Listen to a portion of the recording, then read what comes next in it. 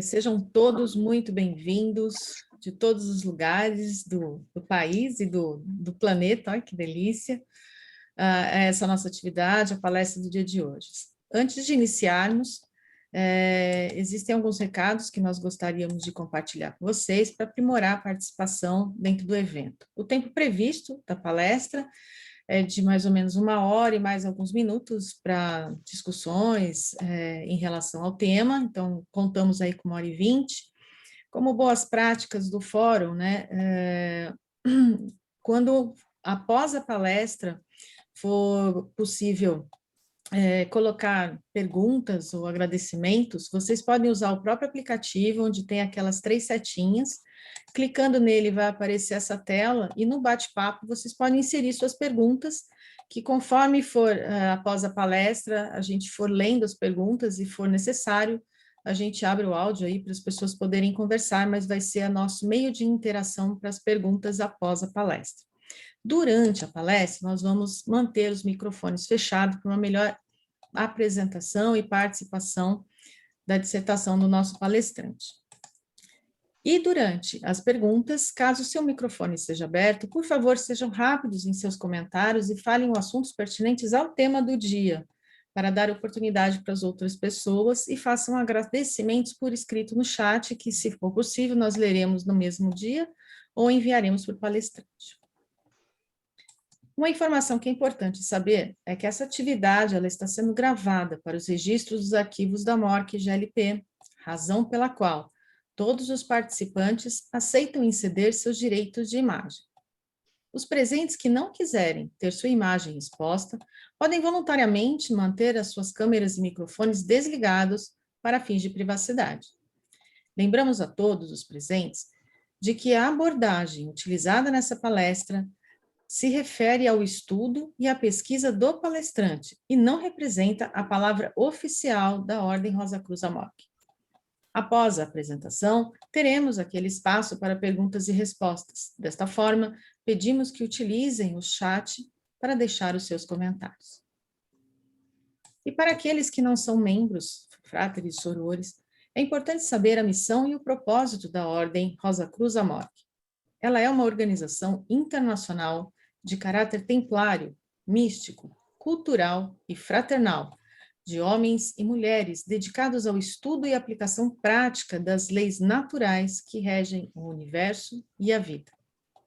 Seu objetivo é promover a evolução da humanidade através do desenvolvimento das potencialidades de cada indivíduo e proporcionar ao seu estudante uma vida harmoniosa, que lhe permita alcançar saúde, felicidade e paz. Neste mister, a Ordem Rosa Cruz AMORC oferece um sistema eficaz e comprovado de instrução e orientação para um profundo autoconhecimento e compreensão dos processos que conduzem à iluminação. Essa antiga e especial sabedoria foi cuidadosamente preservada desde o seu desenvolvimento pelas escolas de mistérios esotéricos, e possui, além do aspecto filosófico e metafísico, um caráter prático.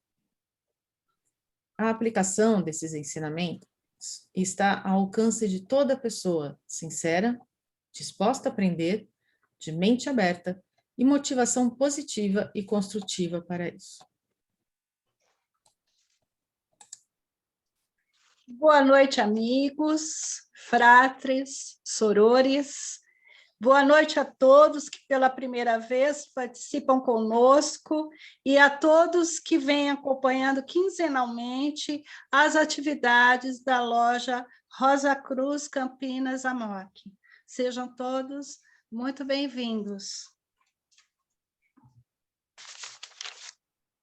Nesta noite, contamos com a presença do venerável grande conselheiro da região MG1, Frater Oliveiro Panzeira. Receba os nossos cumprimentos, que estendemos a todos os dignitários aqui presentes.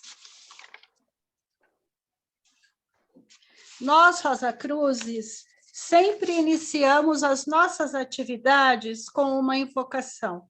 Preparemo-nos. Deus do nosso coração, Deus da nossa compreensão, neste momento e sempre, proteja-nos e conceda-nos tuas bênçãos. Faz de cada um de nós um instrumento de tua paz e de tua luz, a fim de que possamos ser agentes do bem a toda a humanidade. Que assim seja. Assim seja. A palestra de hoje traz como tema Depois da Iluminação, a volta do místico ao mundo. E será proferida pelo Frater Alfredo dos Santos Júnior. O tema da iluminação mística sempre despertou um grande e geral interesse. Mas o que acontece antes, e principalmente depois, da experiência da iluminação em si?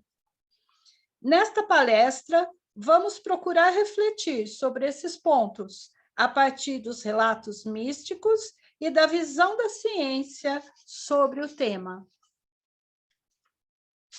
O Frater Alfredo dos Santos Júnior é administrador de empresas pela Universidade de São Paulo, administrador de empresas pela Universidade de São Paulo, com especialização em gestão de recursos humanos pela Fundação Instituto de Administração FIA, mestre em filosofia pela Faculdade de São Bento, experiência profissional desenvolvida nas áreas comercial e recursos humanos em empresas nacionais e multinacionais, sócio-diretor da Alfredo dos Santos Júnior, Apoio à Gestão, empresa fundada em 1990 e que atua nas áreas de consultoria em gestão, treinamento e desenvolvimento de pessoal e processo de construção da estratégia para organizações empresariais e da sociedade civil. Professor convidado da Faculdade FIA de Administração e Negócios em cursos de pós-graduação e coordenador pedagógico do curso de pós-graduação em gestão para organizações da sociedade civil. Diretor executivo do Instituto GESC desde 2008. Membro do grupo de coordenação da Escola de Fé e Política Valdemar Rossi. Membro da Ordem Rosa Cruz Amok desde 1973. Participou da fundação da loja Tatuapé, onde serviu no cargo de mestre. Coordenou para a Grande Loja de Língua Portuguesa o grupo de trabalho que desenvolveu e implementou o projeto da Ordem Guias do Graal, voltado para os jovens. É professor da Faculdade Ursi e membro do Conselho Fiscal do Instituto Rose Coir de Pesquisa, Ensino e Extensão, ICEP. Frater Alfredo, podemos dar início, né, à palestra. Ok, obrigado, Soro Liliana, pela apresentação. Fratres, sorores, amigos que estão presentes, é uma satisfação muito, mas é muito grande mesmo de estar aqui. E, por favor, entendam esta afirmação não como uma saudação protocolar, né, de abertura de um evento, mas como expressão da verdade, né? Primeiro porque é sempre um prazer, é sempre um privilégio, né, poder usar a palavra, poder conversar com os irmãos, com as irmãs, com pessoas interessadas nas temáticas que também nos interessam. É sempre uma satisfação grande, né? Segundo lugar, uma satisfação grande estar com fratres e sorores de uma loja a quem a gente conhece há tanto tempo, já teve a oportunidade de estar junto e trabalhar tanto como a loja Campina. E, em especial, pela quantidade de amigos, né? Amigos, independente de serem fratres e sorores, de verdadeiros amigos de longa data, a começar pelo frater Antônio Carlos Niglio, mestre da loja, com quem a gente tem uma relação de amizade muito longa, que foi um dos principais companheiros desse projeto de construção, de desenvolvimento da Ordem Guias do Graal. Então, poder estar convivendo aqui com tantas pessoas com quem a gente conhece, com quem a gente tem uma relação de amizade já de longa data, é uma satisfação muito grande, né? Então, recebam os meus cumprimentos, Fraterniglo, em nome faço representante de todos os da loja Campinas, no sentido de agradecer por este convite, né, por esta oportunidade de estar aqui, poder conversar com vocês e lhes apresentar uma reflexão sobre um tema que sempre foi do meu interesse. Foi e é um tema do meu interesse, né? Então, como se diz, é fruto de trabalho pessoal, de reflexão pessoal, não tem aqui nenhum sentido de verdade, mas como sempre foi uma coisa que me chamou muito a atenção, essa temática, então a gente procura ler, procura refletir sobre ela, e é isso que quero fazer essa noite, partilhar com vocês um pouco das reflexões pessoais que a gente tem a respeito do tema.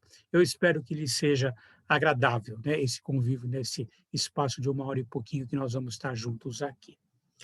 Bom, eu tenho aqui uma apresentação,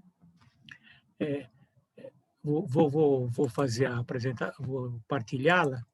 Agora, na pandemia, a gente tem sempre 2 grandes perguntas que a gente faz no início dos trabalhos. A primeira é: vocês estão me ouvindo bem, né?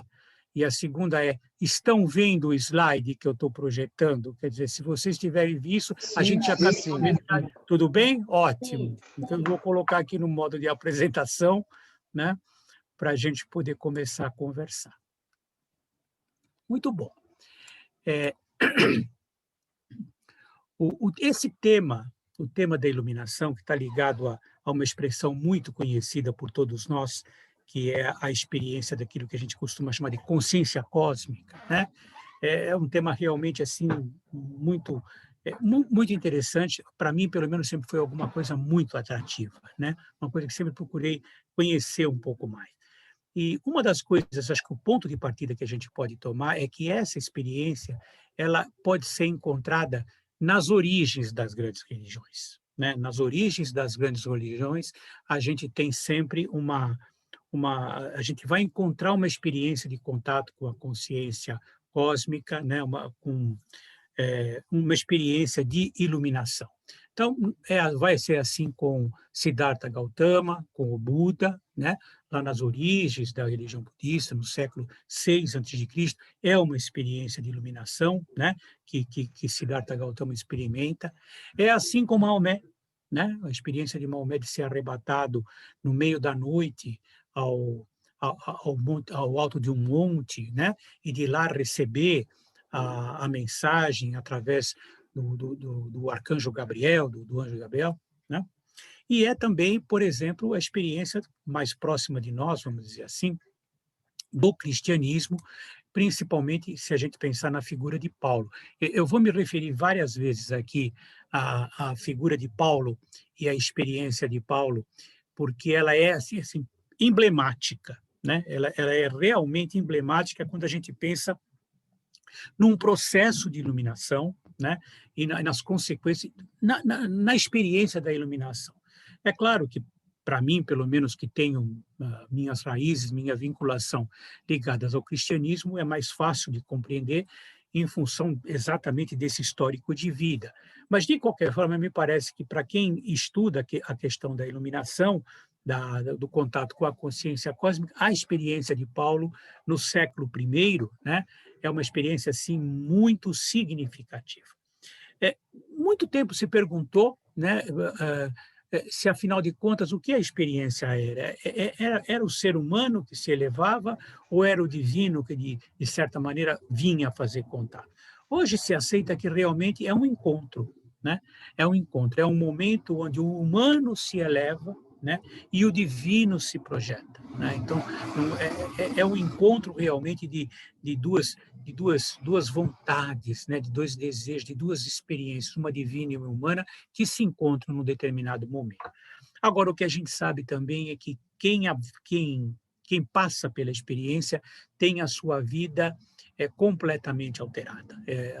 A experiência transforma radicalmente a vida de quem vive, né, essa experiência, né, radical a mudança. E como a gente pode ver, mesmo quando não está, vamos dizer assim, nas origens de alguma religião, acaba dando origem a isso, é uma experiência que muda a vida de muitos, né? Todos aqueles que tiveram a oportunidade de conviver com pessoas que acredita-se, né, que sentes que passaram por a experiência da iluminação e da consciência cósmica, relatam, né, essa influência que essas pessoas exercem sobre elas. Então, acho que esse ponto de partida é muito importante, é uma experiência que muda, né, transforma quem a vive e com quem se convive também.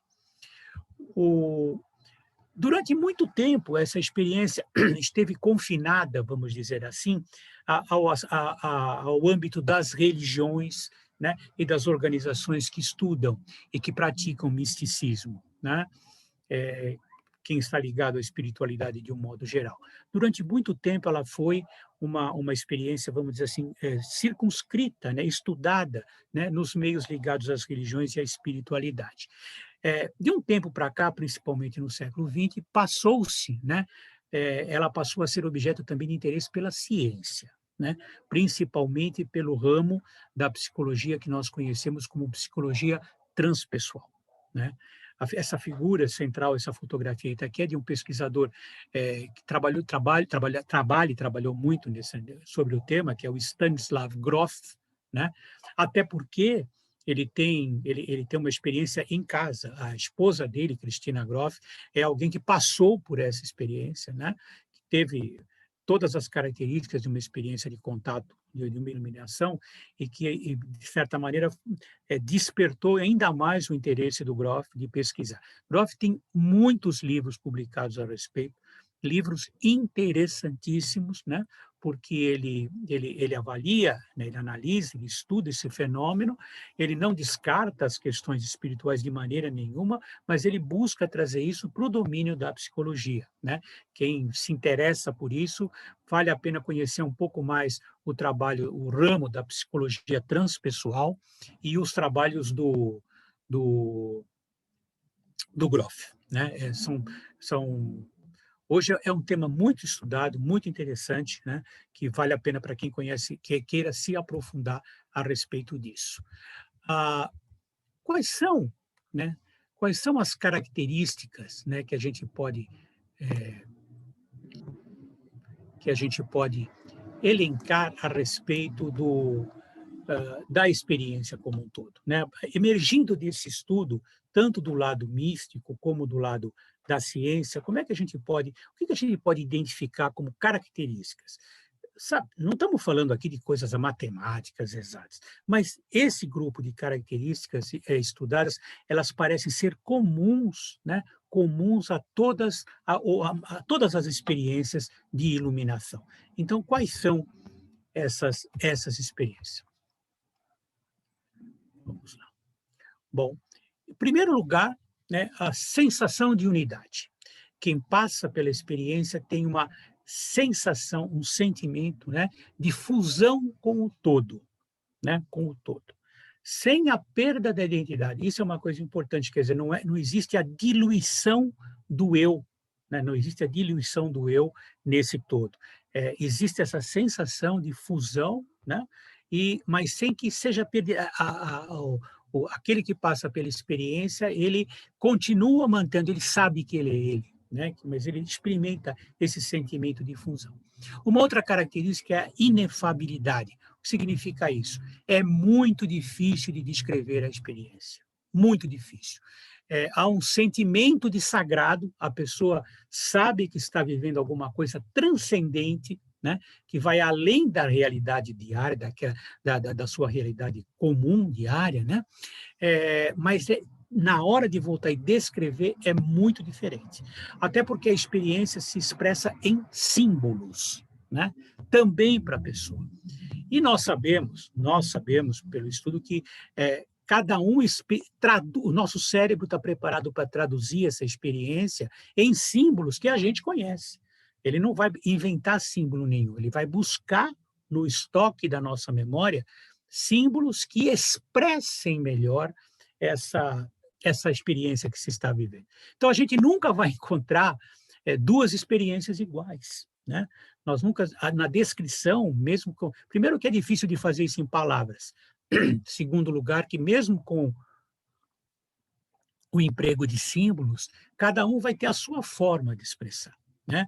E como tem essa noção de sagrado, então, mais complicado ainda, porque a imagem do sagrado que vai vir para cada um é muito ligada à sua experiência religiosa ou de espiritualidade, né?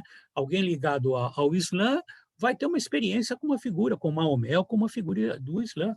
Alguém que é um cristão vai ter experiência com Jesus ou com algum santo da sua devoção, sabe? Quer dizer, essas imagens que vão vir são próprias experiências próprias de cada um. Há uma transcendência de tempo e espaço, né? Para quem passa pela experiência, parece que durou uma eternidade, né? Mas quando medida isso, quando vê como é que isso se inseriu na linha do tempo, muitas vezes ela é de curtíssima duração, né? De curtíssima duração. Também se dilui as fronteiras do espaço, né? A pessoa tem a sensação de estar em conexão com esse todo, com o universo, com aquilo que a circunda de um modo geral. Como é que é a memória do evento, né? Normalmente se há a lembrança dos resultados, quer dizer, aquilo que ficou como resultado, mas não do processo, como é que as coisas aconteceram, né? Muitas vezes a pessoa lembra como é que entrou nesse estado, o que ela estava fazendo antes, e quando ela volta, ela tem aquela sensação do que ficou, do que lhe marcou especificamente, mas do processo como um todo, raramente a pessoa que experiencia consegue se recordar. Uma certa passividade da consciência objetiva em relação ao mundo exterior. Isto é uma coisa importante. Isso significa que a pessoa que passou pela experiência estava lá meditando, quietinha, entoando um mantra. Não, não necessariamente. Não. Aliás, na maioria das vezes, não mesmo, né? O que acontece é que parece que a pessoa, naquele momento, estava objetivamente, sua mente objetiva estava preocupada com alguma coisa em específico, desligada de alguma forma daquilo que está fazendo, sabe? Quer dizer, então não era uma passividade, aquela passividade de você estar meditando, de você... Não, não. Muitas vezes acontece no momento em que fisicamente você está fazendo alguma coisa, alguma atividade, né? Se a gente for encontrar alguns exemplos, tem um livro muito, muito importante, que é o livro do Dr. Burke, né? Que fala sobre consciência cósmica, quando ele relata algumas experiências, Maurice Burke, em que ele, muitas das experiências, inclusive a que ele viveu, porque ele se interessou a partir daí, são momentos em que ele estava andando numa carruagem, num carro, sabe? Paulo estava a cavalo, indo para Damasco, né? Quer dizer, não é questão de passividade física, mas é um pouco de desligamento mental, da objetividade, né? Da mente objetiva, da objetividade da memória. Uma certeza de conhecimento, isso é uma coisa assim tremenda. As pessoas que voltam da experiência têm certeza daquilo que viveram. Não precisam de prova, não precisam que os outros aprovem, não precisam de nada disso. A pessoa volta com certeza. Para ela, aquilo é verdade. Pode vir as pessoas mais incrédulas dizerem, não, isso não é verdade, não aconteceu, foi imaginação sua. A pessoa não está nem aí, sabe? Não se preocupa com isso. Não, eu vou ter que provar. Não está nem um pouco preocupada em provar para os outros que aquilo foi verdade. Aquilo foi verdade, é verdade para ela, né? E é alguma coisa que ela vai carregar no resto da sua vida. Então, aumenta a compreensão das coisas e aumenta a inspiração. A gente vai falar um pouquinho a respeito disso daqui a pouco, né? Então, e tem mais uma característica importante, que é a ideia de vida nova. Quem retorna da experiência tem uma nova visão da existência. Em primeiro lugar, se tinha algum receio com relação à morte, deixa de ter. Deixa de ter. Sabe, percebe essa continuidade da vida, né, em várias dimensões, em vários planos, e, portanto, se tinha algum receio com a questão da morte, deixa de tê-lo nesse momento. Há uma valorização do eu, não, porque, sabe, está aquele sentimento de, caramba, eu consegui, entre aspas, conversar com Deus, né, consegui ver essa realidade, consegui estar em contato, né? Sentir que faço parte efetivamente. Então, existe uma valorização, né, da nossa dignidade, da nossa condição de parte de filho de algo transcendente, algo que é muito maior do que nós. Consequentemente, é uma valorização do outro também, porque a gente entende que o outro é igualzinho a nós, que o outro é um outro eu, que ele também tem a mesma dignidade, que ele também tem os mesmos direitos, que ele tem a mesma... A filiação é a mesma. Somos irmãos de verdade porque ambos fazemos parte dessa realidade maior. Portanto, há uma valorização do outro também. E uma coisa que parece muito importante, volta-se com o sentimento de que se tem uma missão a cumprir, né? Quem volta fala, não, minha missão ficou clara, eu daqui para frente tenho que fazer tal coisa, vou me dedicar a esse tipo de atividade, né? Essa também é uma sensação muito grande, essa sensação de missão a ser cumprida. Bom, e antes? E depois, né? Nós estamos habituados a pensar na experiência. Quando vamos atrás de material, quando vamos fazer nossa pesquisa, a gente vai encontrar muita descrição da experiência. Estava fazendo isso e aconteceu, né? O fulano estava e aconteceu. Então, tem-se muito a descrição do momento, no que aquilo que acontece. Ou seja, atendemos sempre a pensar no momento em que a experiência ocorre. Mas será que é um momento? Será que é justo falar que a experiência se resume àquele momento em que ela ocorreu? Será que ela não é um processo, né, ao invés de um único momento? E processo, né, acho que todos nós sabemos, é alguma coisa que é feita de várias etapas, né? Quando nós olhamos, quem trabalha, quem é líder, quem faz gestão de alguma coisa, entende que processo é uma coisa que tem um começo, passa por várias etapas e depois chega num final, né? Normalmente esse final retorna para o ponto de início e a gente vive. Isso é um processo, né? Então o processo é feito de etapas, sempre feito de etapas. Se for assim, a iluminação se for um processo e não um ato, né? O que ocorre antes e o que ocorre depois? Novamente, nós nos deparamos aqui com situações completamente diferentes, né? Com coisas muito específicas de cada experiência. Mas tanto os místicos, tanto aqueles que estudam o misticismo, como os pesquisadores do lado da ciência, conseguem identificar alguns passos, algumas situações que a gente pode classificar como coisas que acontecem antes ou depois da experiência da iluminação. Então, antes de falar no processo, antes de falar nas etapas, eu queria partilhar com vocês a visão de um conceito muito importante, que é o conceito de conversão. Tá? O conceito de conversão é um conceito muito chave, né, para a gente entender essa experiência mística que é da iluminação. O que eu vou trazer para vocês como conceito de conversão? Nós temos várias maneiras, ou pelo menos 3 maneiras de entender a conversão. Uma maneira é entendê-la como uma mudança drástica, como alguma coisa que acontece e praticamente causa uma ruptura na vida da pessoa. Uma ruptura assim, naquele momento, né? Uma coisa bem drástica, bem muito forte, mas muito presente num determinado momento. Tem uma ideia de conversão que está muito baseada no pensamento de Platão, né? Nessa ideia de ter 2 mundos, né? Um mundo ideal e um mundo material, né? Então, a conversão se daria no momento em que você passa de um mundo para outro, transita de um mundo para outro, né? Mas também tem essa ideia de sai de um lugar, fica de fora e você vai para o outro. Sempre essa ideia de ruptura, né? Muitas vezes tem essa ideia de ruptura. Tem um terceiro conceito que foi muito trabalhado por alguns filósofos da antiguidade. É esse que eu quero partilhar com vocês, né? É um conceito no qual é usado a metáfora da navegação para explicar do que se trata a conversão, né? Então, por quê, né? Por que se fala da navegação? Então, como é que é essa metáfora, né? Segundo esse conceito, a experiência da conversão é como uma viagem marítima, né?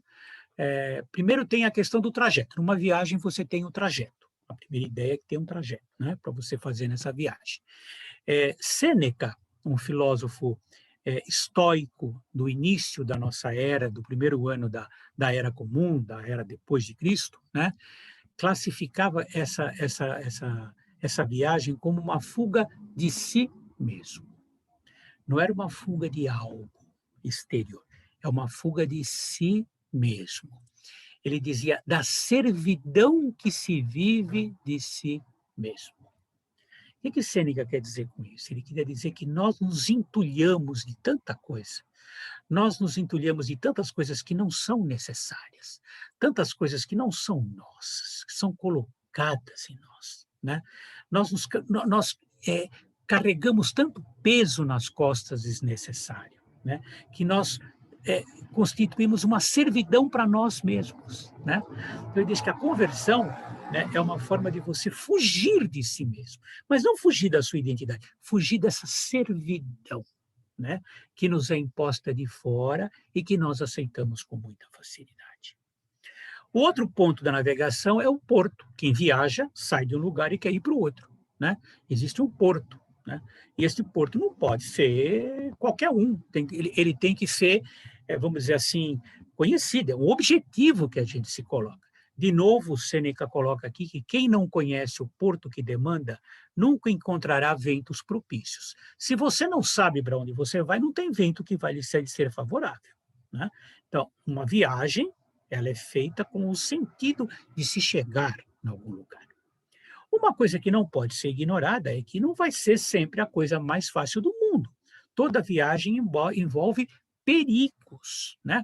Desafios a serem enfrentados, obstáculos a serem vencidos. Nós precisamos ter essa consciência, né? De que nós, quando vamos iniciar uma viagem, nós vamos enfrentar, sabe? Ah, mas eu planejei. Sim, planejamento nunca significou adivinhar o futuro. Planejamento é aquele exercício que você faz para diminuir a margem de erro, né? Se você não planeja, você está exposto a todo tipo de acaso, a todo tipo de erro.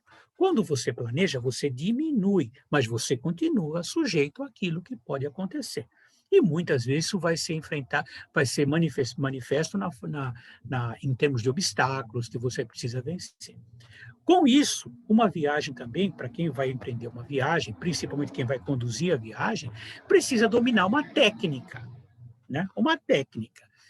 Vocês viram na apresentação que foi feita quando fala da Ordem Rosa Cruz, que tem ensinamentos que preparam a pessoa para desenvolver o seu potencial, para ter uma vida mais ampla, né? Existe uma técnica, existe uma maneira de fazer isso, né? Que vai sendo consolidada ao longo do tempo.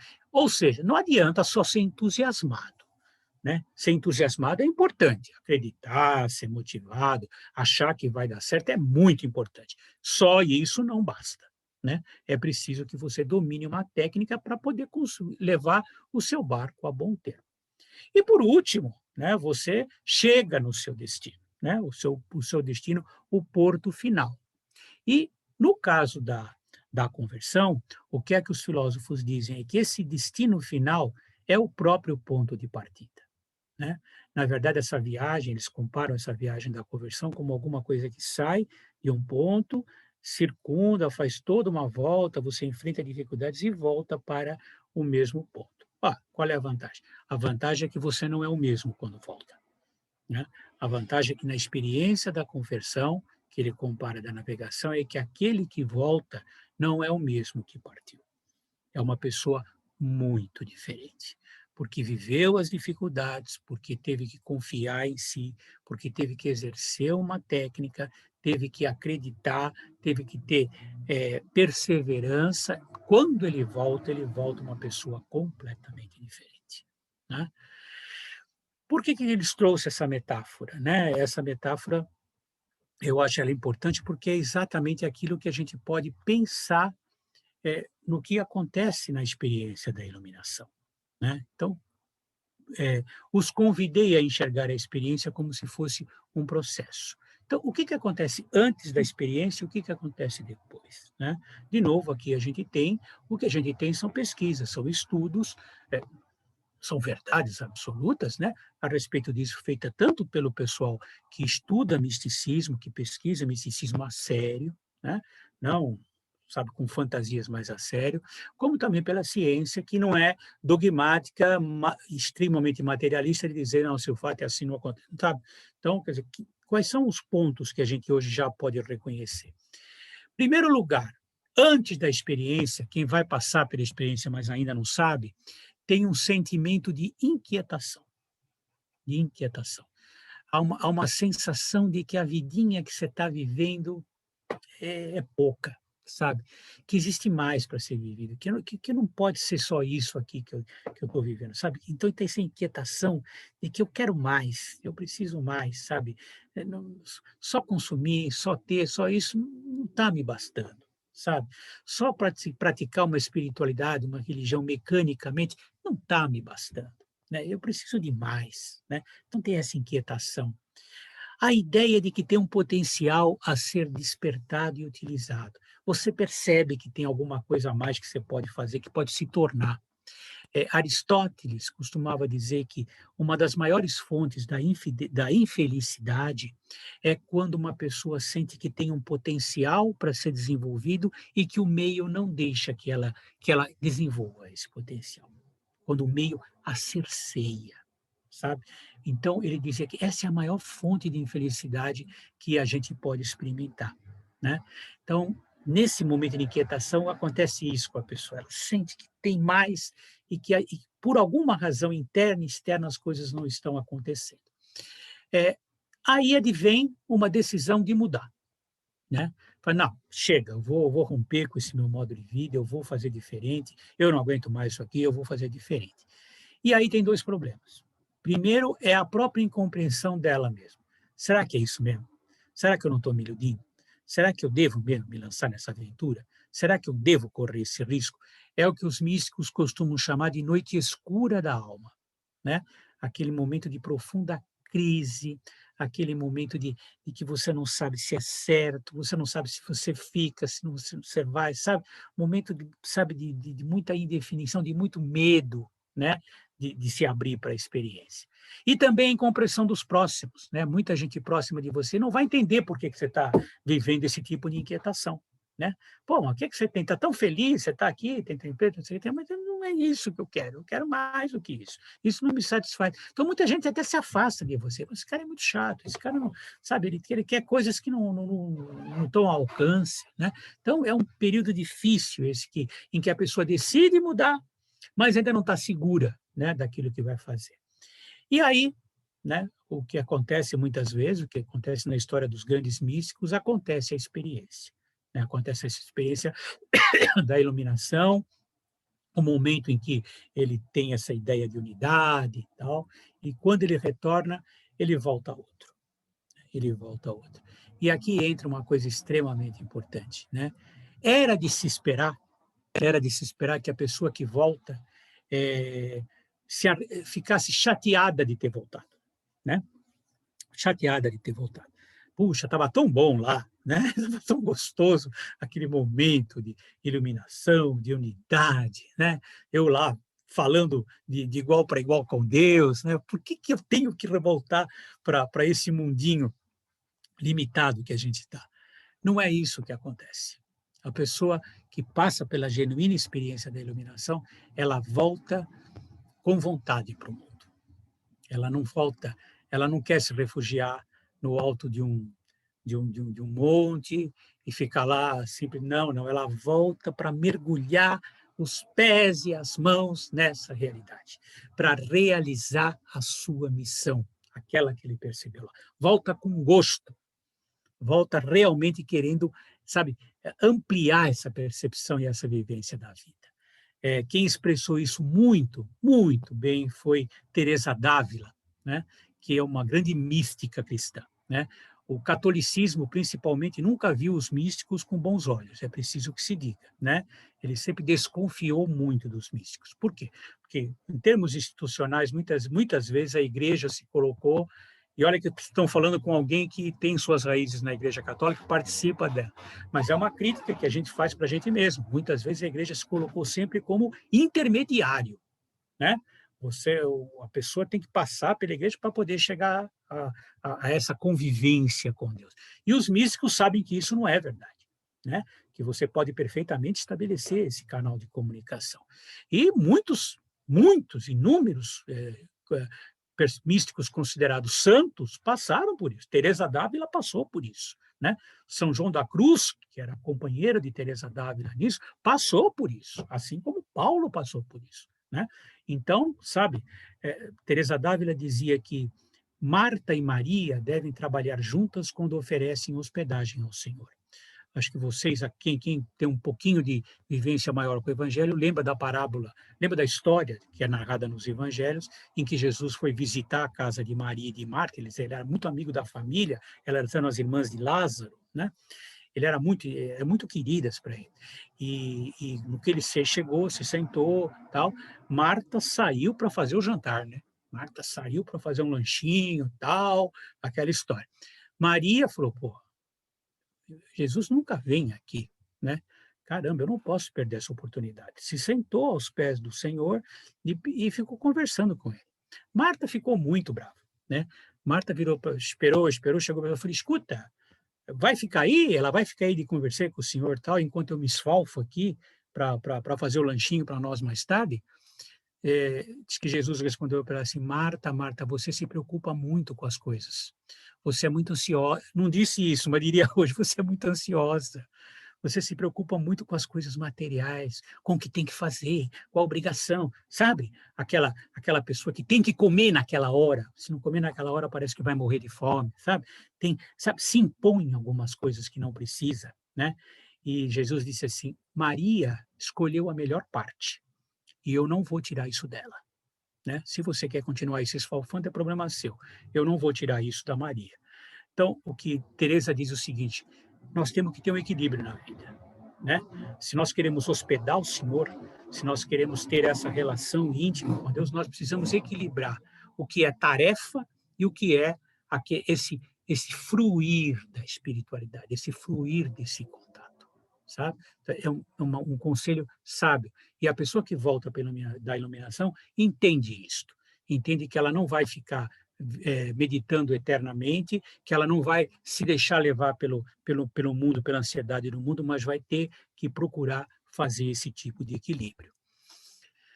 Agora, nós dissemos que a iluminação é uma grande conversão, né? Então, o que é que a gente pode experienciar que venha depois disso, né? Uma coisa eu já disse para vocês, a pessoa volta com vontade de trabalhar.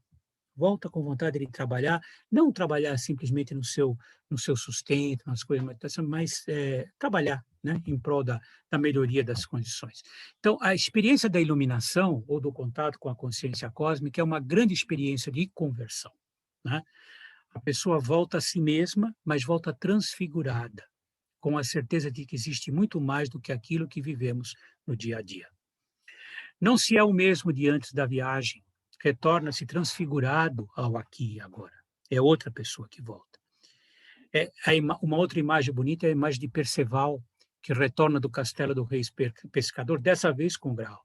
Você lembra da história do Perceval, que quando o Graal passou na frente dele, né, numa procissão magnífica, ele ficou tão embasbacado que ele queria saber o que era aquilo, mas não pergunta para ninguém, né? Ele adia a pergunta, ele fala, amanhã de manhã eu pergunto, quando estiver tudo mais tranquilo, está maravilhoso, eu não vou perguntar agora, vou perguntar amanhã. Só que quando ele acorda no dia seguinte não tem nada, só está o castelo vazio, sem Graal, sem pessoas, sem coisa nenhuma. E ele percebe que ele deixou passar a oportunidade. Ele deixou passar a grande oportunidade da vida dele. Aquilo passou na frente dele. Bastava ele perguntar, para que é que isto serve? O que é isto? O que é que eu estou vivendo? Mas ele teve medo de perguntar. Ele adiou a graça para o dia seguinte, quando o momento da graça era aquele. Ele dedica a sua vida a voltar. E um dia ele volta. Depois de muitas peripécias, ele volta e percebe, e de novo acontece tudo com ele. Só que dessa vez ele vira para o lado e fala, o que é o Graal? Né? E ele descobre que o Graal é a verdade. Né? A verdade interior de cada um, que alimenta a vida, que aquele cálice, aquela hóstia que passam na frente dele são o alimento da vida. E aqui tem um ponto que eu acho muito importante dizer. depois então teve aquela grande experiência e fica nisso. Não. O que parece acontecer é que essa experiência é marcante, mas a principal consequência dela é que ela abre um canal de comunicação com o nível de cima. Só se fala, trazendo a imagem de Paulo, só se fala da queda dele em Damasco, né? Só se fala da queda na estrada de Damasco, onde ele vê uma luz, que é uma coisa que normalmente aparece na experiência, onde ele ouve uma voz, que ele não sabe de onde é que vem, os que estão com ele não percebem nada, só percebem ele caído, cego, olhando e dizendo: o que está acontecendo comigo, né? E ele ouve a voz e diz que ele identifica com a voz de Jesus, dizendo assim: por que é que você me persegue? Né? Por que é que você me persegue? Ele fala: quem é, Senhor? Quem é tu, Senhor? Fala: eu sou Jesus a quem você persegue. Por que é que você me persegue? Ele fala: e o que é que eu tenho que fazer? Levanta e acompanha, vão te levar para um lugar. E aí começa a experiência dele. Nunca mais se fala nada, mas quem lê a história de Paulo, acompanha um pouco a história de Paulo, vai perceber que ele teve muitas outras experiências menores. Não aquela cheia de teofania, cheia de luz, não, mas que ele teve várias outras experiências. É como se realmente abrisse um canal que você pudesse utilizar com muita frequência. Isso é que alimenta o místico na volta do mundo, né? Isso é que alimenta o místico para realizar aquilo que é missão. Periodicamente, quase sempre, quando ele não percebe, ou quando ele se coloca em posição de receptividade, como a gente aprende na Ordem Rosa Cruz, a criar as condições, sabe? Não para forçar uma comunicação, mas para se esvaziar, né? Esse é o grande segredo dessa meditação, é se esvaziar e dizer: fala que eu estou ouvindo. Tem um ditado que diz que Deus gosta de falar baixinho, né? Se você quer ouvir o que ele fala, você tem que fazer silêncio, né? E não é só um silêncio físico, né? É um silêncio interior, um silêncio que significa abertura. Abertura para que aquilo que vai ser falado você possa efetivamente ouvir, né? Acho que as mensagens chegam através do Espírito do Senhor, do que a gente chama de Espírito Santo. A gente precisa estar atento para isso, que ele fala quando ele quer, do jeito que ele quer, pelos sinais que ele quer, e se a gente estiver olhando do lado, né? Esse é um defeito, muitas vezes, que acontece quando nós visualizamos uma coisa. Nós visualizamos aquilo, é para fazer, claro que é, mas nós visualizamos aquilo, e de repente a coisa começa a acontecer do seu lado um pouquinho diferente do que você visualizou. Mas você está tão concentrado aqui que você não percebe o que está acontecendo. A procissão do Graal está acontecendo aqui e você... Não, mas a roupa era verde, aqui é vermelha, eu não vou... Sabe? Não é assim, não é matemático, né? Então, a abertura desse canal parece ser uma coisa que acontece a partir da iluminação. Agora, então, caminhando aqui para a nossa parte final do nosso trabalho, qual é o grande segredo, né? É preciso fazer com que essa grande experiência transformadora ilumine com uma luz especial as experiências do dia a dia, né? Esse é o grande desafio. Por quê? Porque o dia a dia não ajuda, né? O dia a dia trabalha contra. O dia a dia trabalha contra que a gente consiga levar, né, essa experiência para o dia a dia. E aqui eu queria partilhar com vocês uma imagem, um pensamento que a mim faz todo sentido quando a gente pensa nesse atrapalhamento que o mundo do dia a dia nos dá, né? É o pensamento expresso por esse educador, esse professor de filosofia da educação da Universidade de Barcelona, Jorge Larrosa Bondia, né? O artigo dele, O Saber da Experiência, ele foi apresentado numa palestra que ele deu no Brasil há alguns anos, quando ele visitou o país para um congresso de educação, ele é educador, e Bom Dia, e depois foi transformado em artigo, né? Está na internet, se vocês quiserem pesquisar, é só entrar Jorge Larrosa Bom Dia, O Saber da Experiência, é um artigão, né? O que eu vou apresentar para vocês aqui muito rapidamente é alguns pontos deste artigo que eu acho que tem tudo a ver com esse aspecto da iluminação. E aqui vai uma observação. Você não aprende sobre misticismo só lendo misticismo, tá? Eu acho que é importante, você tem que ter uma base, um background, um contexto, mas muita coisa que vem de fora, você pode incorporar esse teu conhecimento. É você quem tem que fazer isso, né? Mas isso é alguma coisa, essa diversidade de interesse é uma coisa importante. O que o Bom Dia diz, né, nesse O Saber da Experiência? Ele diz assim: a experiência é o que nos passa, é o que nos acontece, é o que nos toca. Não é aquilo que se passa, não é aquilo que acontece, não é aquilo que toca, simplesmente. É aquilo que nos afeta, né? A experiência, ele diz, é uma forma de patos, algo que realmente nos afeta. A palavra patos, em grego, significa paixão, né? A tradução que a gente usa no português é paixão. E por causa dessa paixão, muitas vezes ela foi identificada ou com a paixão erótica, a paixão amorosa, ou então, que é mais comum, com o sentimento de dor, de sofrimento, de algo que você sofre, né? Tá aí a paixão de Cristo, né? Não é isso. Patos, esse sentido de patos, de paixão, é alguma coisa que afeta a pessoa. Não necessariamente negativamente, afeta. É o que o Bondia diz aqui, nos passa, nos acontece, nos toca, nos atravessa, né? A verdadeira experiência, ela nos atravessa, ela nos afeta porque ela não fica, ela passa através de nós, né? Gente, é esse sentido de patos que é muito importante. No artigo ele diz o seguinte, então, quais são os entraves porque a experiência não acontece? Porque ele argumenta que o mundo de hoje prejudica muito, né, para que a gente saboreie, para que a gente viva as verdadeiras experiências. Não só as experiências místicas, mas as verdadeiras, essas que nos têm o potencial de nos atravessar. O que é que faz com que isso não aconteça? Ele elenca, então, uma série de coisas da vida moderna que nos prejudicam muito. A primeira é a obsessão pela informação, né? Informação não é conhecimento, tá? Informação é um dado que precisa ser refletido para se tornar em... Então, não adianta você dizer, eu sou uma pessoa bem informada, você pode ser uma pessoa bem informada, que isto não quer dizer que você tenha bastante conhecimento.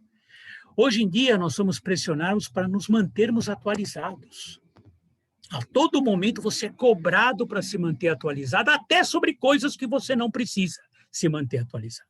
Você abre a primeira página da internet e vem 512 coisas que você não precisa saber. Você não vai fazer nada com isto. Mas eu preciso me manter atualizado, então eu vou lá ler um monte de bobagem que não servem para mim. Cuidado com a novidade, né? Tem muita coisa nova hoje no ambiente, no mercado, mas tem muita coisa que é coisa velha requentada, sabe? E que são vendidas para nós como se fossem novidades, porque a roda precisa continuar funcionando.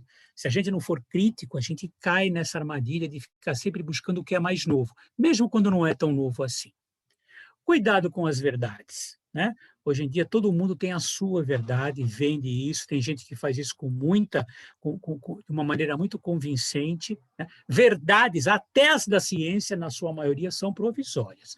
Os verdadeiros cientistas dizem, olha, isto é verdade até que a gente descubra alguma coisa que vá além disso, né? Então, não existem verdades absolutas. Existem valores pelos quais a gente tem que guiar, mas cuidado com aquilo que é verdade e a gente não muda nunca mais. Por que a verdadeira experiência não acontece? Também pela obsessão da opinião. Nós somos chamados o tempo todo a dar a nossa opinião. O que é que você acha a respeito disso? Você abre a internet de novo e você, o que é desse seu palpite? Fulano deve casar ou não deve? Beltrano deve comprar um carro amarelo ou vermelho? O que você acha? Então, muita coisa você não precisa opinar. Aliás, muita coisa você nem sabe como opinar, né? Então, hoje em dia, o que tem de gente dando opinião sobre coisa que não sabe, né, é uma coisa assim grandiosa. Por quê? Porque nós somos solicitados o tempo todo. E como somos solicitados o tempo todo, muitas vezes o que é que a gente faz? Para facilitar a decisão, a gente opta pelos extremos. Sim, não. Branco, preto. Certo, errado. Bem e mal. Nós esquecemos, como dizia Aristóteles também, que a verdade, né, a melhor verdade não está nos extremos.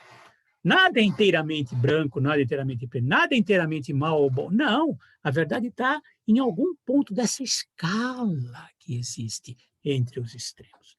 Mas nós hoje, como somos bombardeados pela informação e por ter que dar opinião, a gente se situa nos extremos.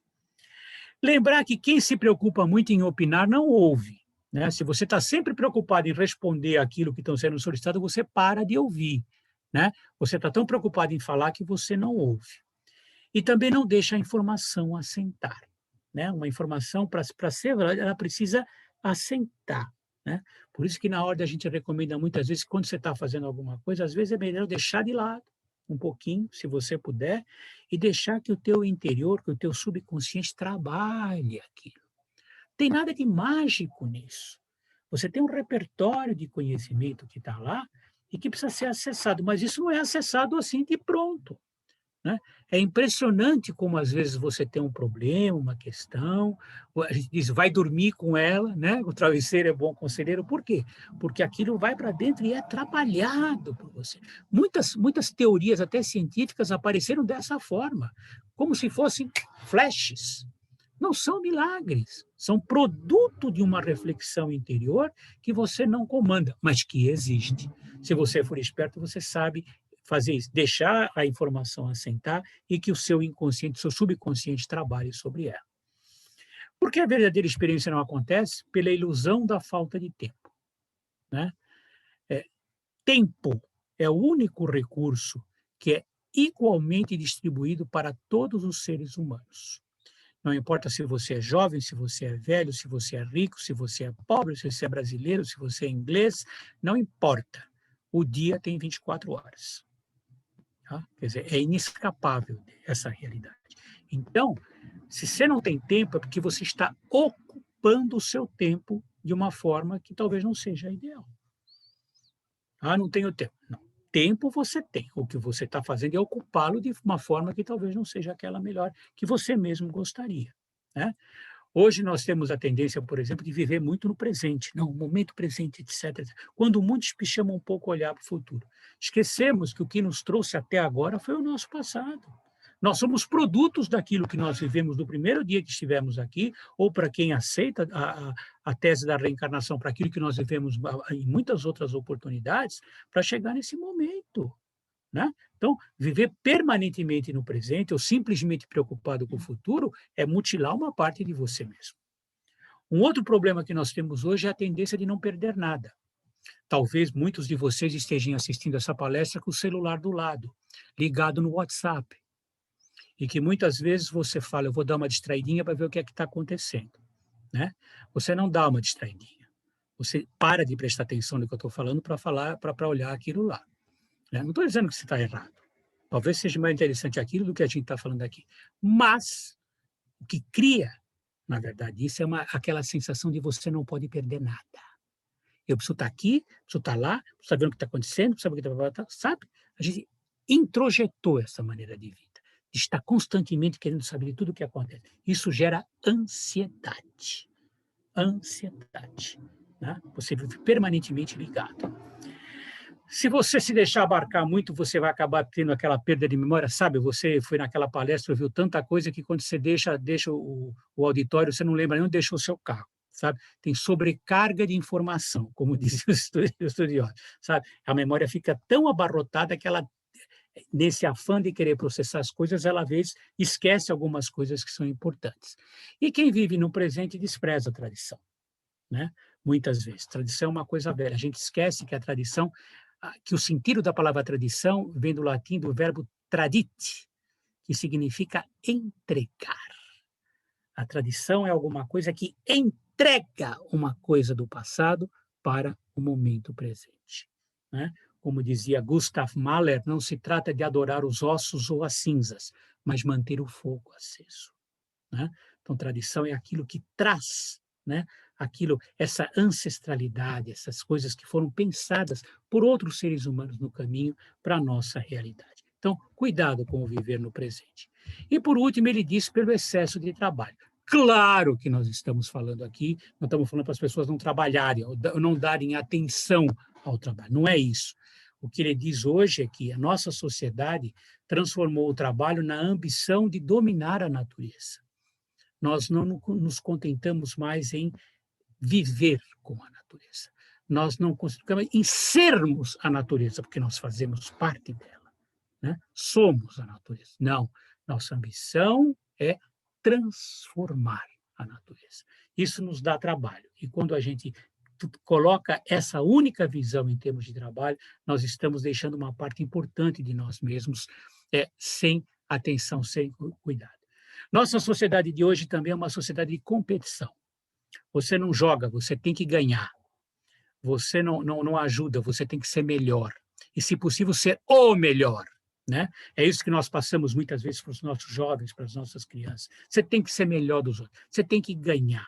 Por quê? Porque a regra é competir, mas isso é uma regra do mercado. Isso é uma regra do mercado, de um sistema econômico. Não tem nada a ver com a nossa vida real diretamente. Nós não precisamos só competir, nós temos que cooperar também. O ser humano é um animal sociável, mas não é sociável por intuito, ele é sociável porque ele precisa dos outros. São os outros que dizem quem nós somos. Sozinhos nós não sabemos quem nós somos. Nós somos nós quando os outros nos dão o reflexo daquilo que efetivamente nós somos. Precisamos ter, então, uma diversidade de interesses, né? Temos mais de algum interesse, né? Não é só o trabalho, né? Temos vários papéis que nós podemos exercer que nos enriquecem interiormente. Ou seja, o trabalho tem que ser realização da vida, ele não pode ser uma maldição, né? Como eu falar, desde que Adão foi expulso do paraíso e disse que ele ia ter que ganhar a vida com o suor do rosto dele, ele passou a ter que trabalhar e isso é uma maldição. Não, não é. A maldição, o trabalho, se for realizado com amor, se for realizado nesse sentido de missão, se você incorporá-lo, se não for só para ganhar dinheiro, se não for só para ter, se o trabalho for incorporado na sua vida dessa forma, ele é uma forma importantíssima de realização da vida. Tudo isso é novo para a gente encerrar? Não, não é, né? Não é, não.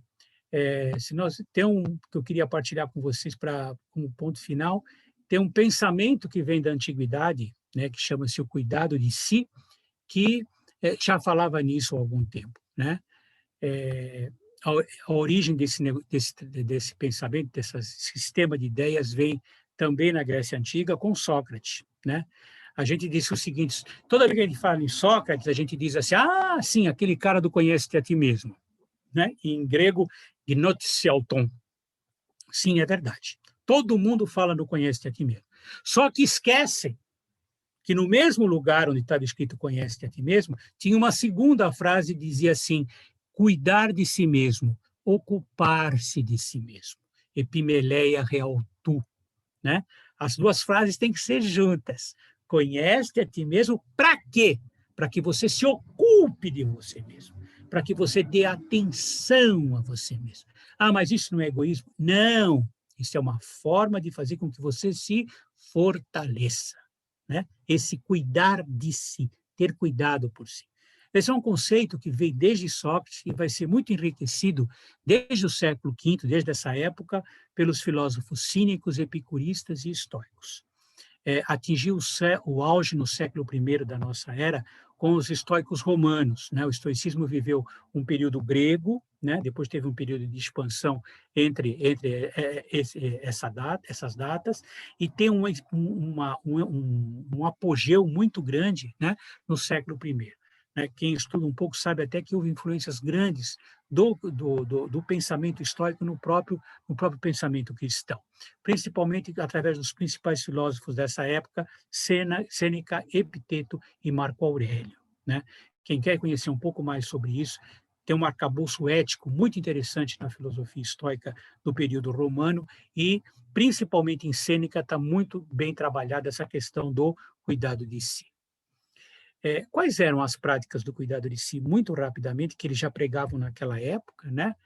A ideia central era de transformar-se por dentro. Portanto, a ideia central era uma ideia de conversão, né? De converter-se a si próprio, né? Não converter-se em outra pessoa, converter-se a si próprio naquilo que se pode ser. Então, quais eram as atitudes que eles recomendavam, né? Olha só, né, como a gente pode aurir disso, pode aproveitar isso nos dias de hoje. Em primeiro lugar, uma leitura atenta e selecionada, né? Escolher o que você vai ler, né? Escolher. Não pode ser só aquilo que você vai fazer por obrigação. Não. Leitura atenta, aquela leitura mastigada, aquela leitura refletida, né? Era uma prática muito recomendada. Sêneca dizia o seguinte: é melhor ter poucos livros, mas lê-los com atenção, do que ter muita coisa que você passa desapercebidamente por ele. Outra coisa é a escuta atenta, É uma coisa que nós perdemos também a qualidade de fazer, né? Por fazermos as coisas rapidamente e simultaneamente, nós perdemos a capacidade de escutar atentamente, né? Nós ouvimos muito, mas escutamos pouco, né? Uma habilidade que precisa ser recuperada. A prática da meditação e do silêncio, eles recomendavam também períodos em que você tinha que se recolher, né, para cuidar de si, para sanar, né, essas fissuras que o mundo deixaria em você.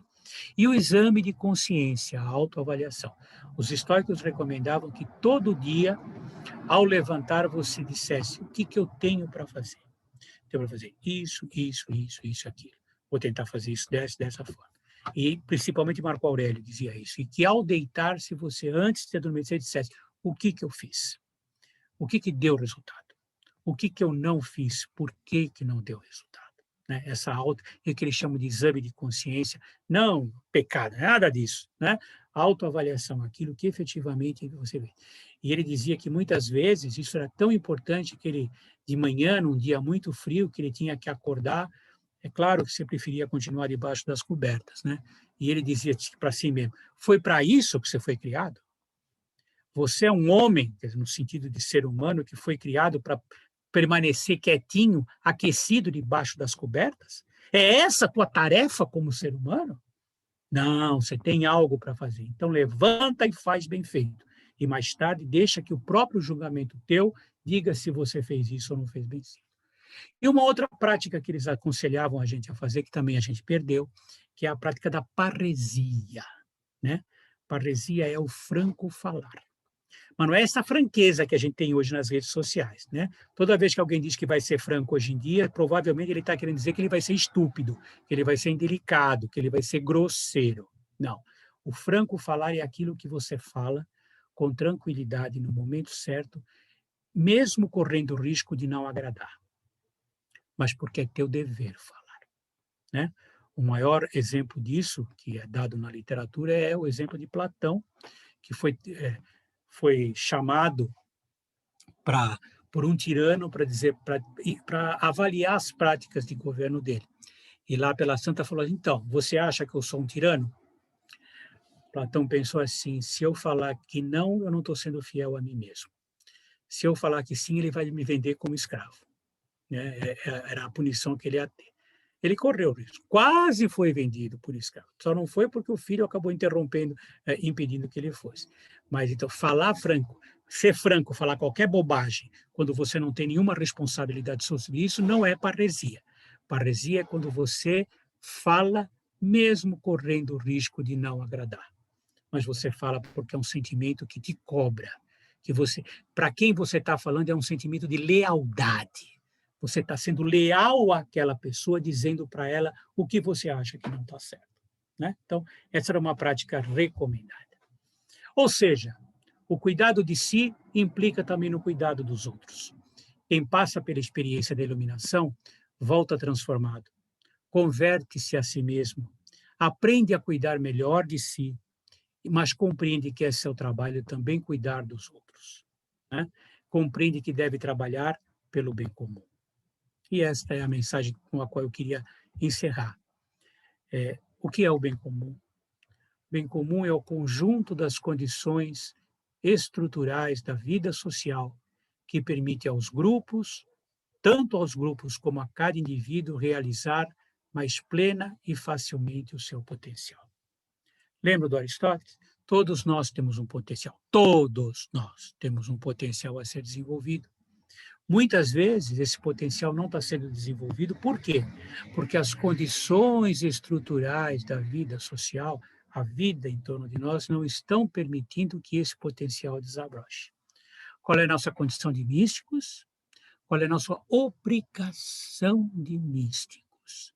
Principalmente aqueles que já tiveram a aventura de ter uma experiência cósmica, uma experiência de iluminação, mesmo que seja pequena, não precisa ser essas experiências fantásticas, mas um contato que você tem certeza que teve, de trabalhar para que essas condições sejam tais que as pessoas, os grupos e os indivíduos possam desenvolver o seu potencial. É a ação concreta no mundo. é trabalhar para que as condições possam ser tais que todos possam desenvolver o seu potencial. Acredito muito nisso.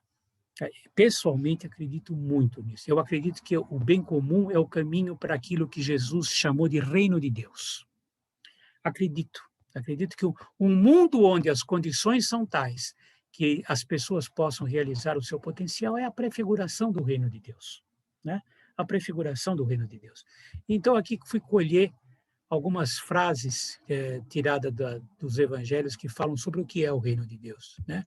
O reino de Deus, Marcos, no capítulo 4, diz: o reino de Deus é semelhante à semente que foi semeada, que germina e cresce sem que o semeador saiba como, né? Ela sabe, ela é posta para dentro, ela é semeada, mas muitas vezes ela cresce sem que o semeador saiba como.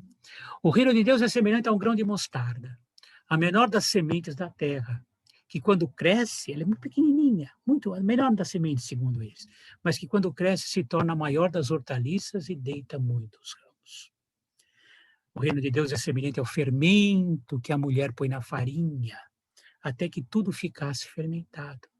O fermento não aparece, né? Mas é ele que no silêncio faz com que a massa efetivamente cresça. Ou seja, o reino de Deus tem um começo modesto, cresce em silêncio, mas apresenta depois um grande desenvolvimento. Nós, se somos místicos de verdade, nós temos que trabalhar, fazer a nossa parte. Alfredo, a realidade é tão grande, os problemas são tão grandes, o que eu posso fazer? Você pode fazer aquilo que estiver ao seu alcance, no exercício dos seus papéis, naquilo que você é bom para fazer. Mas eu não vou. Não, você é alguma coisa. Sabe por quê? Porque nenhum ser humano é igual. Todo ser humano é irrepetível. Todo ser humano tem uma dignidade própria, porque ele é irrepetível. Nos 7 bilhões e tantas pessoas, nos 9 bilhões que vamos ser no ano 2050, não tem uma pessoa igual à outra. Cada um tem uma dignidade de ser simplesmente por ser. Não é porque nós, não, pelo fato de existirmos, nós temos a nossa dignidade. Nós temos a nossa contribuição para dar para o reino. Jesus, segundo dizem os cristãos, já trouxe o reino. Nós temos que trabalhar para manifestá-lo, para torná-lo concreto. Isso é uma tarefa de todo mundo.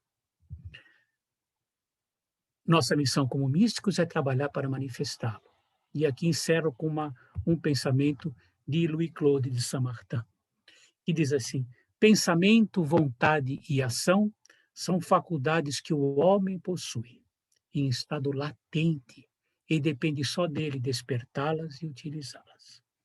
Pensamento, vontade e ação, né? Parece o nosso corpo, né? Cabeça, coração, tórax e abdômen. Aquilo que pensa, aquilo que faz e aquilo que age. São faculdades que o homem possui, muitas vezes em estado latente, como potencial. E depende só dele despertá-las e utilizá-las. Esse é o trabalho que nós nos propomos. Esse é o trabalho de quem se afilia a uma organização como a nossa, né? É buscar meios para fazer com que esse potencial efetivamente se desenvolva. Era isso que tinha preparado para conversar com vocês. Eu espero sinceramente que tenha sido útil e agradável. Se não foi útil, eu espero que tenha sido agradável, porque realmente pegar 1 hora de uma terça-feira à noite para alguma coisa que, além de não ser útil, então não foi também agradável, é alguma coisa muito chata, né? Agradeço muito pelo privilégio de estar com vocês, espero ter, de alguma forma, contribuído, né, para a nossa reflexão, para o nosso trabalho.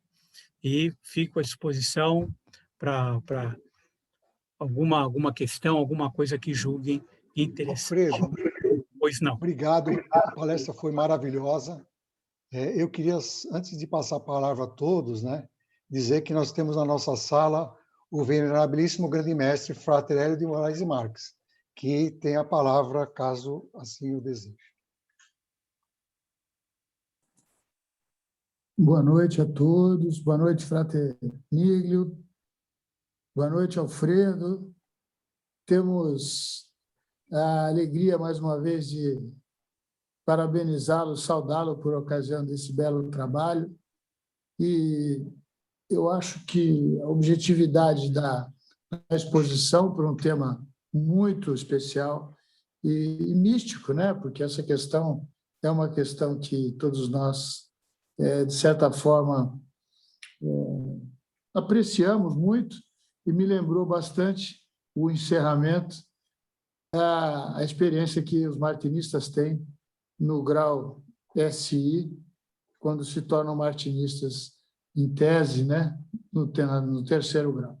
Dou os parabéns, eu acho que essa objetividade, essa forma de apresentar as ideias com essa lucidez é bem peculiar ao Alfredo, que eu sempre fico muito bem impressionado com isso.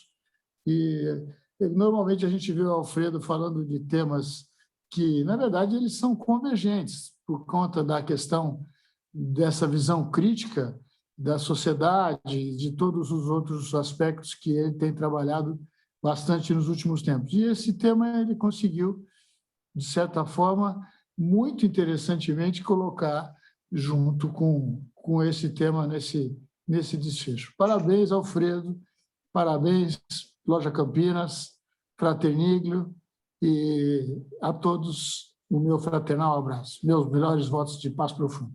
Parabéns, Alfredo. Obrigado, Frater. Primeiro, pela presença, realmente é uma honra, um privilégio.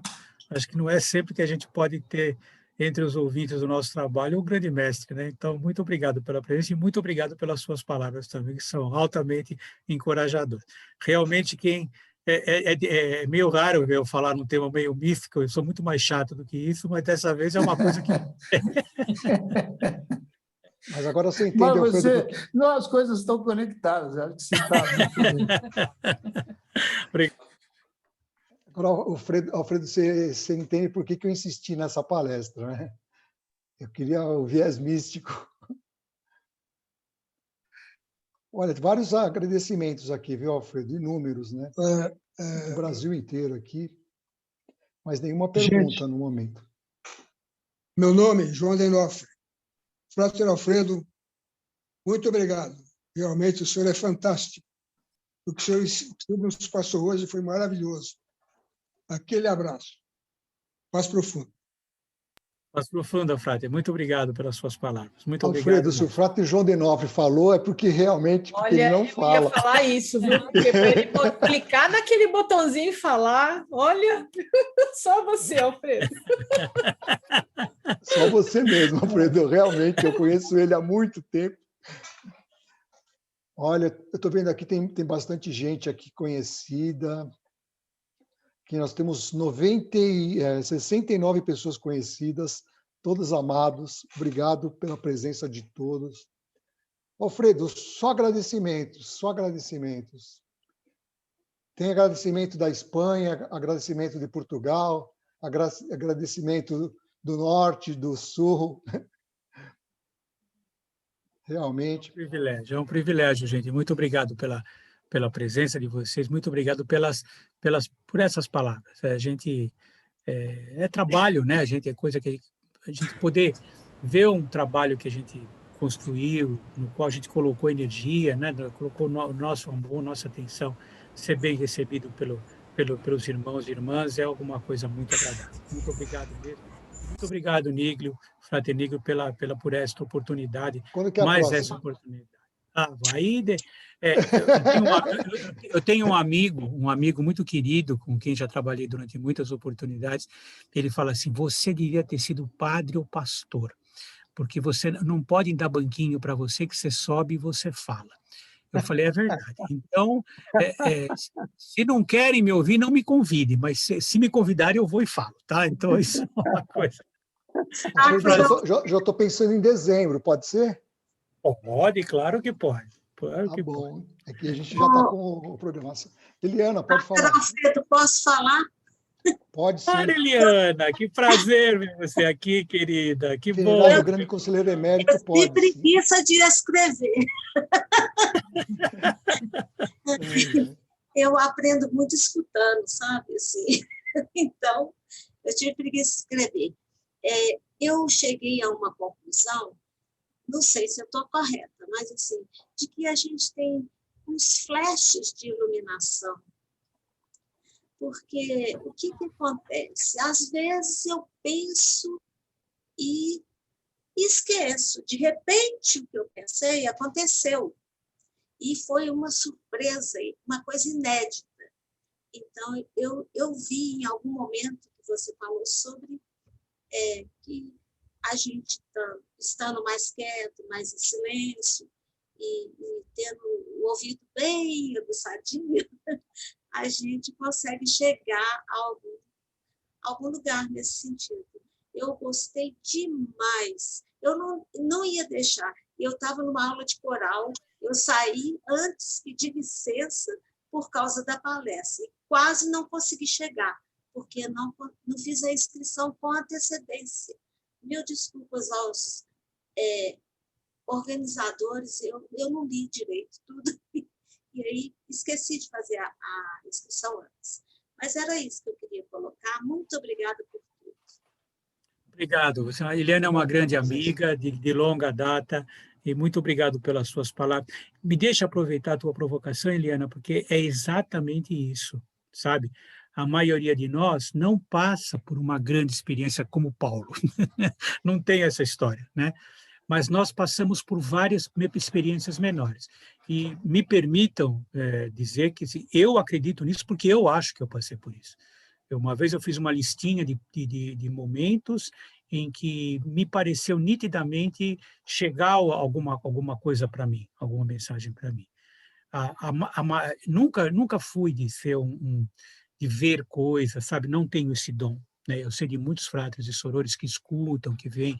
Eu não sou assim. Eu não sei se eu sou racional demais, sei lá, mas eu não sei. A experiência mais significativa que eu tive não envolveu nada de extraordinário, né? Estava dentro de uma igreja, fazendo hora, né, na periferia aqui de São Paulo, com a minha esposa, com a Yara. A gente ia trabalhar, ia para e a gente chegou cedo demais, estávamos trabalhando com uma organização ligada à igreja, e ao lado do lugar onde a gente ia dar tem uma capela. Hoje é uma igrejinha até um pouco maior, mas era uma capela. E eu falei para a Yara, em vez de ficar esperando aqui sentadinho, vamos entrar um pouco, né? Aí foi o que aconteceu. Nós sentamos, tal e coisa. No meio da tarde, um dia de semana, na periferia de São Paulo, uma igreja que eu nunca tinha ido, e foi a experiência mais marcante que eu tive, sabe? Não ter, sabe, o que me anima é o seguinte, é isso que eu falei para vocês, eu não tenho nenhuma dúvida, né, do que me veio à mente naquele momento. E eu lhes convido a prestar atenção nisso, viu? Porque Eliana tem razão. Para a grande maioria de nós, às vezes a experiência não chega com esse brilho, com essa intensidade, né, que aconteceu com os grandes místicos, né, com esses místicos que a gente tem, e que o Dr. Burke, no livro dele, relata. Ele tem, acho que 20 ou 30 casos que ele chama de experiências concretas de iluminação, e que foram experiências dessa natureza, assim, mais marcantes, mais simbólicas, com alguma coisa acontecendo. Pessoalmente não tive isso, mas não tenho nenhuma dúvida disso, viu, Eliana? Eu acho que você tem razão.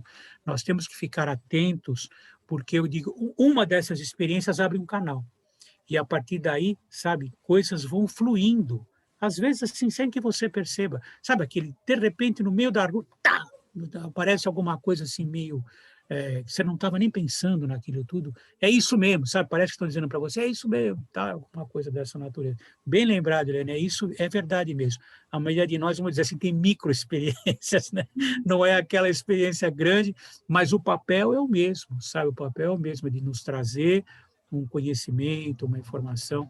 Aí alguém vai poder dizer, isso aí é psicológico, sei, mas não, tudo bem. Como eu disse, para quem viveu, isso aí não precisa de comprovação externa. Né? Marcos, você levantou a mão. Você quer se pronunciar? Isso. O pior é que ele já levantou a mão, acho que umas 3 ou 4 vezes, e nós não deixamos ele falar. Fala, Marcos. Abre o microfone, Abre o Marcos. microfone. Boa noite, Alfredo. Boa noite. Já faz um tempo que eu não falo com você. Eu insisti. É verdade. É um prazer e para mim não me surpreende nada a qualidade da tua fala, porque vindo de você eu não perco. Mas naquela hora, eu quero até me desculpar, talvez com você ou com quem estivesse aí na condição de anfitrião, que eu insisti 2 ou 3 vezes, porque o grande mestre, nós conversamos anteriormente, e eu falei nós falamos da sua palestra, ele falou, eu quero assistir a palestra do Alfredo. E ele estava tentando entrar e não estava conseguindo. E eu estava tentando, de alguma maneira, viabilizar, inocência da minha parte no que se refere ao computador, mas depois de um tempo ele conseguiu entrar. Mas eu já deixei um recadinho escrito, desculpa, eu já deixei um recadinho escrito, mas me vi necessitado de te falar de viva voz, do quanto eu sou teu admirador e faço questão de dizer o seguinte, há uns 20 anos atrás, ou mais, você veio fazer uma palestra em Santos, uma convocação, ou 20, 30 anos, e eu acho que vai de encontro ao que você acabou falando aí, que você falou, o pessoal fala que eu não falo tanto sobre misticismo, mas ficou marcado na minha cabeça uma fala tua que você falou o seguinte, o pessoal realmente acha que eu sou meio irreverente, mas eu não tenho culpa se eu vejo misticismo até num copo de chopp.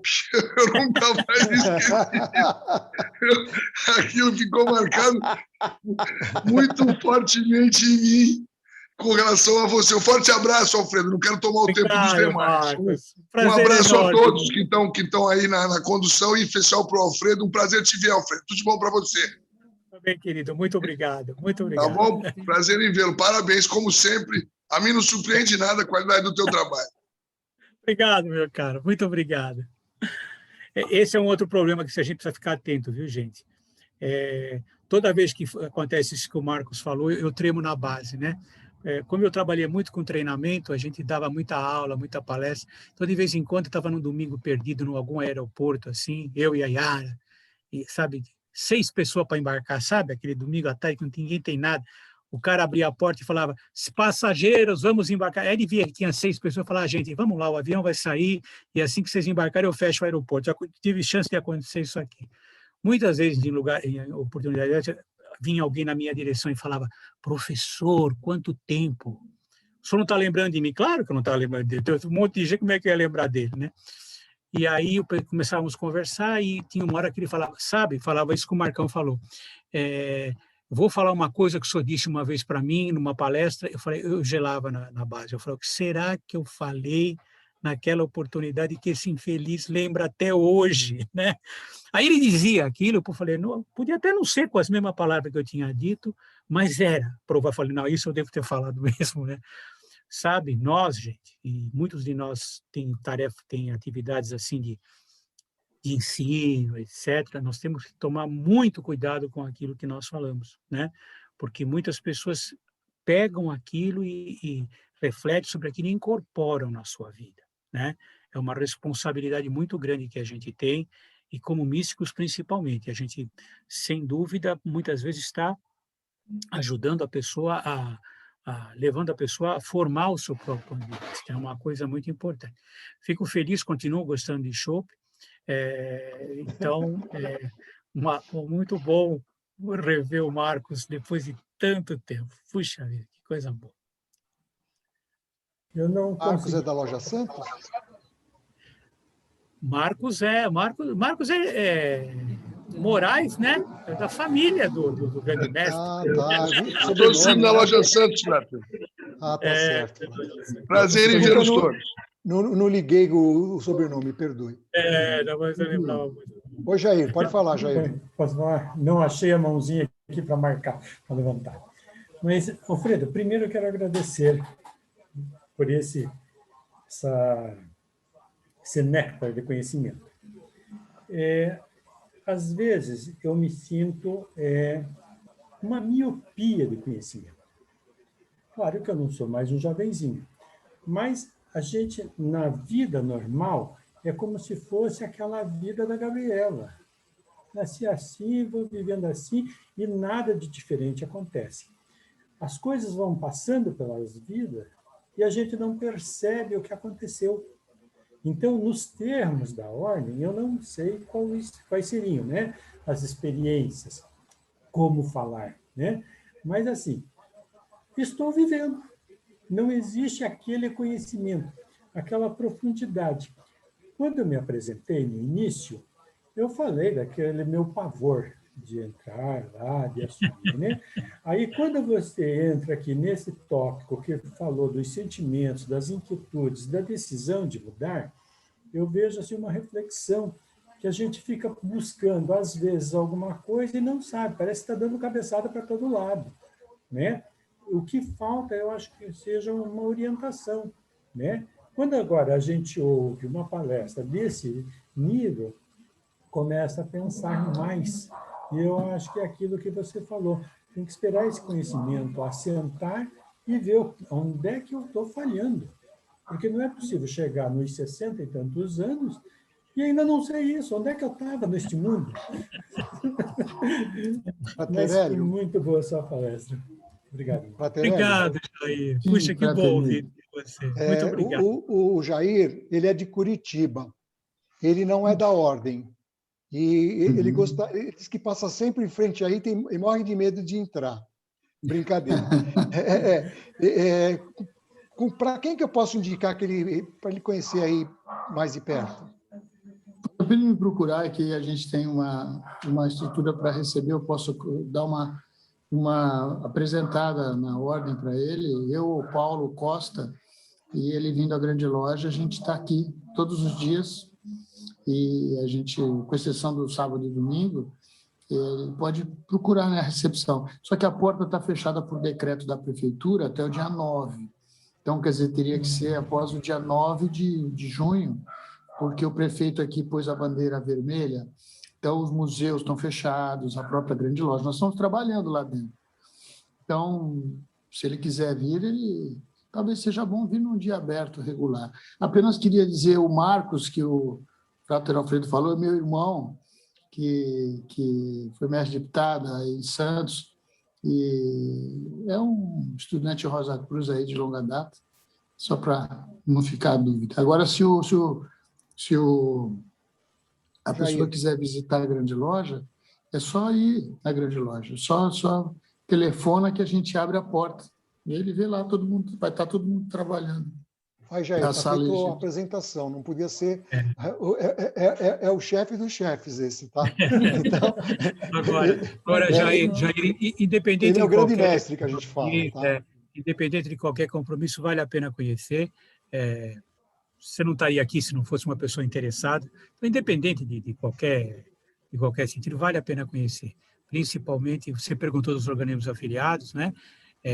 Nós temos vários, mas realmente a experiência de conhecer a Grande Loja, que é nosso, é única, né? O parque, todo o complexo da Grande Loja é muito bonito, né? O dia que você puder, vale a pena conhecer os museus, né? Temos 2 museus funcionando lá, um museu que tem uma múmia real lá, uma múmia de verdade mesmo. O Museu Tutankhamon é um museu assim recente, de poucos anos, muito bonito, mas muito bonito mesmo. Não está falando aqui um Rosa Cruz, eu acho que quem vai conhecer vale a pena. Tem um centro de arte, independente de qualquer tendência. O dia que você puder, vai. Já teve várias vezes que, visitando a Grande Loja, você pega um táxi e, evidentemente, o cara para diante daquele negócio que você falou que dá medo. O que é aqui, hein? Aí a gente explica, né? Ele fala, e dá para vir? Eu falei, dá para vir. Eu falei, sabe por quê? Eu falei, tem uns museus. Tem museu? Eu falei, tem. Ele falou, puxa, acho que eu vou trazer meus filhos. Tem uns filhos de 10, 11 anos. Eu falei, tem uma múmia, eles vão adorar. Traz os moleques para cá. Mas eu vou vir mesmo? Eu não sabia que tinha, né? Então, o complexo todo é muito bonito, merece ser conhecido, independente de qualquer intenção, sabe? Como lugar cultural, como lugar místico, é uma coisa muito agradável.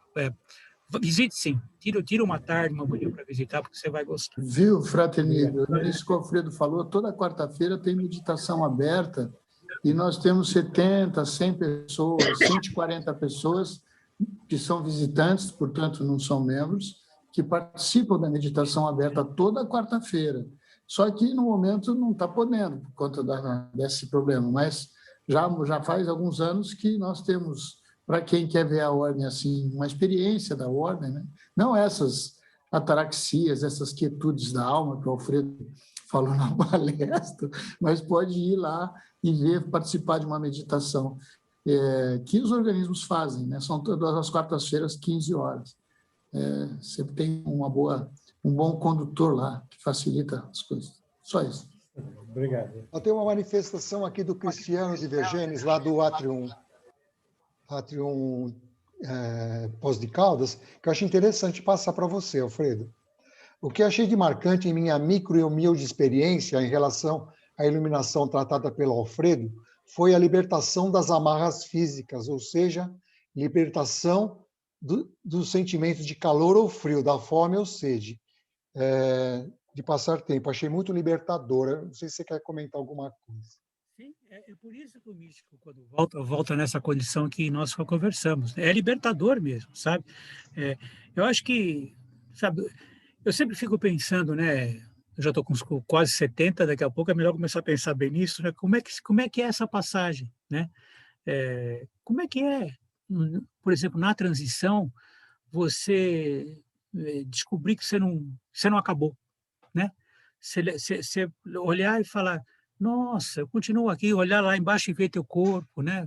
Possivelmente com um monte de médico lá, espero que minha mulher esteja do lado chorando, né? Aquela história. Mas, e de repente você fala, caramba, não tenho coceira. A pata do ganso aqui da minha perna direita não está doendo mais, sabe? Eu não tenho frio. Deve ser um negócio de louco, né? Você sentir que está vivo, você sentir que está com todo o teu potencial preservado e que você não sente vontade de fazer xixi, sabe? Está assim, é libertador mesmo. Agora, você imagina quem volta de uma experiência dessa, né? A experiência de Paulo vale a pena ser avaliada, né? Porque ele fica cego, né? Paulo fica cego, ele é levado a um lugar onde tem os irmãos cristãos e ele passa cego uma semana. Quer dizer, isso tem um sentido simbólico de dizer a luz foi tanta que o cegou, mas quando ele liga, sabe? O pessoal fala, mas não era esse aqui que queria matar os cristãos, agora está aqui falando, sabe? O meu evangelho. Imagina, o pessoal de Jerusalém queria matar Paulo, né? Esse cara nunca viu Jesus na vida, como é que ele vem falar em meu evangelho, né? Porque ele dizia, não foram vocês que contaram para mim, ele contou para mim, né? Ele que continua contando para mim. É libertador mesmo. E ele que vive em mim. E agora ele vive em mim, né? Eu hospedo, né? Eu hospedo. É libertador, sim, Cristiano. Eu acho que o místico, quando ele volta dessa experiência, ele volta sem medo, sabe? Ele volta e é o que faz ele enfrentar de verdade todas as dificuldades que vêm para aqui. É realmente alguma coisa, sabe? Nossa vida é boa, mas ela é muito limitada, né? A gente tem todas essas limitações. Eu fico imaginando como deve ser a vida no cósmico, né? Então, um dos livros que mais marcou minha vida foi O Lobo da Estepe, do Hermann Hesse. Eu li na juventude, depois li mais umas 30 vezes, e toda vez que li com um olhar diferente. Ele tem um poema no meio do livro que chama-se Os Imortais. Eu acho que nunca ouvi falar que tivesse sido Rosa Cruz ou coisa parecida, mas é a maior expressão do que deve ser a nossa alma liberta, né? Vivendo uma dimensão sem... Toda vez que eu vibro por alguém que acabou de passar pela transição, o meu pensamento é: você agora está conhecendo uma vida ilimitada. Esquece o que aconteceu daqui para trás, todos os problemas que você, porque a vida que se estende daqui para você é uma vida completamente ilimitada. É libertador, sim. Eu acho que é isso que faz com que o místico, quando retorne, ele retorne dentro de uma perspectiva de vida completamente diferente. Obrigado pela tua ponderação, é muito pertinente.